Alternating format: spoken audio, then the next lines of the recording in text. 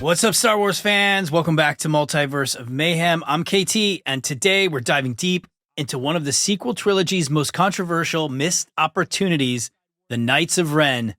These mysterious mask-wearing dark side warriors were teased as something incredible in The Force Awakens, promised to be Kylo Ren's elite enforcer, and ended up being, well, let's just say they became the perfect symbol of everything that went wrong with the sequel trilogy.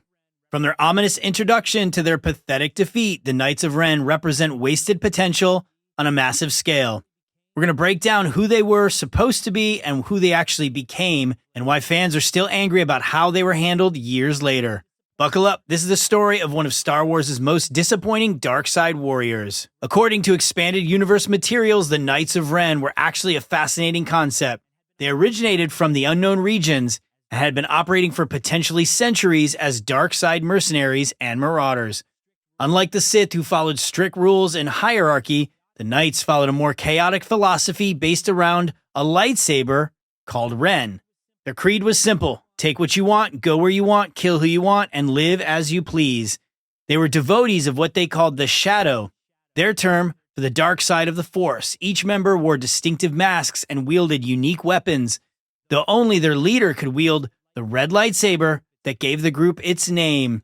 And of course, I'm sure you've already put together what red lightsaber we're referring to as Ren. The comics revealed that Ben Solo first encountered them as Luke's Padawan during a mission to an ancient Jedi outpost.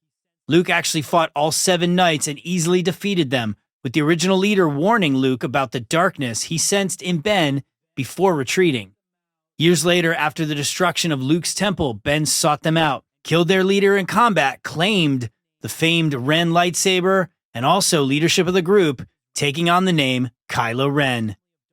This backstory was rich with potential. A found family of dark warriors, an ancient philosophy opposing both Jedi and Sith, and a complex relationship with Ben Solo's fall to the dark side. The Knights of Ren made their cinematic debut in The Force Awakens during Rey's Force vision when she touched Luke's lightsaber. We see them standing ominously as Luke's Jedi temple burns in the background. It's only a few seconds, but it was electric. Fans immediately started theorizing about who they were. Were they former Jedi students who joined Ben? Were they ancient warriors? Were they going to be the new trilogy's equivalent of Imperial Inquisitors? The mysterious nature of their appearance, combined with their intimidating designs, had the fan base buzzing with excitement. Disney clearly recognized their marketing potential. The Knights of Ren merchandise started appearing. Their designs were featured prominently in promotional materials, and they became one of the most talked about new elements of the sequel trilogy. The stage was set for these dark warriors to play a major role in the saga's future. And then, well, The Last Jedi took a different storytelling direction, to say the least. Not a single appearance, not a mention. Rian Johnson chose to focus on other themes and characters, leaving the Knights of Ren in limbo for 2 years, while fans wondered what had happened to those supposedly important characters. When the Rise of Skywalker brought back J.J. Abrams, fans were excited to finally see the Knights of Ren in action. The trailers showed them in various scenes, and it looked like they would finally get their moment to shine. Unfortunately, reality was a bit more disappointing. In the actual movie, the Knights of Ren serve primarily as Kylo's personal tracking squad hunting for Rey across the galaxy. They get a few brief action sequences, but they're mostly just intimidating background presence. We never learn their names, never see their faces, and never understand their motivations behind serving Kylo. The most controversial moment comes during the climax on Exegol. When Ben Solo arrives to help Rey, he faces off against his former knights, who have apparently now decided to serve Palpatine instead of him. What should have been an emotionally devastating betrayal, his found family turning against him, instead feels hollow because we never understood their relationship in the first place. The actual fight is embarrassingly one-sided.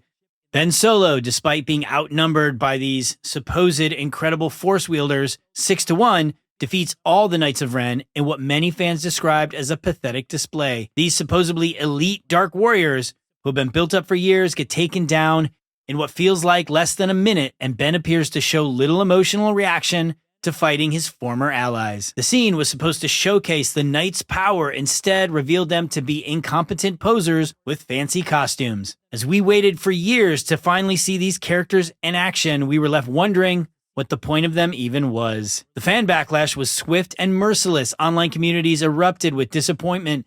Many fans pointed out that the Knights served no actual narrative purpose. You could actually remove them entirely from the trilogy and nothing would change. At best, maybe these producers were hoping for the Knights to become some sort of Boba Fett type role, mysterious, quick, inspiring. That could have actually made sense, but honestly, I think it was just bad storytelling from too many cooks in the kitchen, and unfortunately, they got lost in the soup. Critics argue that the Knights represented everything wrong with the sequel trilogy's approach to storytelling. They were introduced to look cool and sell merchandise, but the filmmakers never figured out what to actually do with them. Some fans suggested they should have been the primary antagonist instead of Palpatine's sudden return, keeping the story connected instead of a last-minute Hail Mary pivot to bringing Palpatine back. The Knights' failure becomes even more apparent when compared to the other Star Wars villains who made huge impacts with minimal screen time. Darth Maul had less than 15 minutes in The Phantom Menace, but is an absolute fan favorite. The aforementioned Boba Fett barely spoke in the original trilogy, but instantly became iconic. Ironically enough, Boba Fett was also dispatched of quickly in Return of the Jedi, where many thought was quite the unclimactic end to such an iconic instant character. Obviously, his story arc was redeemed later as we saw that the badass Boba Fett actually did survive the Sarlacc pit, climbed his way out, and forged his return. Could we possibly see something done in the future that redeems the storyline of the Knights of Ren, reestablishes them in a glorious manner? I doubt it, as they were never really established in the first place. The Knights of Ren had more setup time and screen time than all those other characters, but they left no lasting impression, unfortunately. The Knights of Ren's problems reflect deeper issues with the sequel's trilogy production. With no overarching plan, different directors had different visions for what these characters should be. Abrams introduced them as mysterious threats. Rian Johnson ignored them completely, and then Abrams had to figure out what do we do with them and how do we wrap up this character arc properly. The expanded materials revealed another issue with their portrayal. In the comics, Luke Skywalker had previously defeated all 7 Knights when he was a Jedi Master, describing their use of the dark side as crude compared to proper Force training. This backstory wasn't in the movies, so when Ben Solo easily beat 6 of them, audiences just saw elite warriors getting demolished without understanding why it made sense from a power perspective. The Knight's decision to turn against Ben when he returned to the light should have been a major emotional moment, but it lands with zero impact because we never understand their relationship or why they chose Palpatine over their former leader. The movie suggests they sensed Ben's turn back to the light and rejected him for it. But without proper setup, their betrayal feels meaningless and random. Fans and critics have proposed numerous ways the Knights could have been better utilized. As we mentioned before, they could have been built up as the main antagonists, hunting the heroes across the galaxy in a cat-and-mouse thriller. They could have been former Jedi students with personal connections to Luke, Leia, or Han. Individual Knights could be given distinct personalities and fighting styles, making them memorable villains in their own right. We could have even seen one of them rise up to be a Darth Vader, Kylo Ren type of replacement that gets established as another major big bad who goes out fighting for the dark side and the Knights of Ren theology moving forward. So much was left on the table of what they could have done with what looked like an amazing opportunity.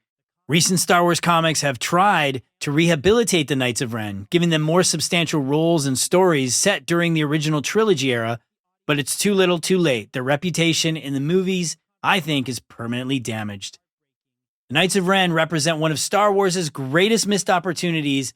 They had everything needed to be memorable villains, great designs, interesting backstory, and natural connections to the main characters. Instead, they became the symbols of what I believe is the sequel trilogy's biggest problems: style over substance, mystery without payoff, and potential without execution. What do you think about the Knights of Ren? Where are you disappointed, or did you like how they played out? Is there still potential for them to be redeemed in the future of the Star Wars universe? Let me know in the comments, and don't forget to like and subscribe if you like what we're doing here at Multiverse of Mayhem. We're doing a ton of Star Wars right now, but We also do DC stuff, MCU, all the fun goodies. But anyways, until next time, thanks for tuning in. May the Force be with you, and we'll see you in the multiverse.